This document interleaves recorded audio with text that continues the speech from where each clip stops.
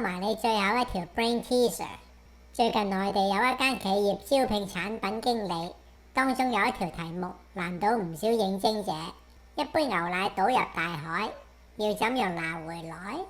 哇，咁抽象嘅問題，點解唔直接問點煮牛奶海鮮湯啊？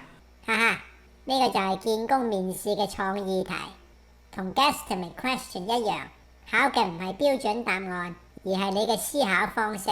但係我完全冇頭緒喎，一杯牛奶倒入大海，仲攞返嚟，使唔使即刻 call 漁民幫手啊？其實單係你分析同拆解呢條問題方式，就已經係一個回應。吓？咁即係點啊？係咪其實可以講我會用吸管吸返出嚟？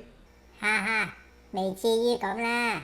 我模擬幾個唔同類型嘅人嘅回應，你就會明㗎啦。我唔會嘗試攞返杯牛奶，因為佢已經成為大海嘅一部分。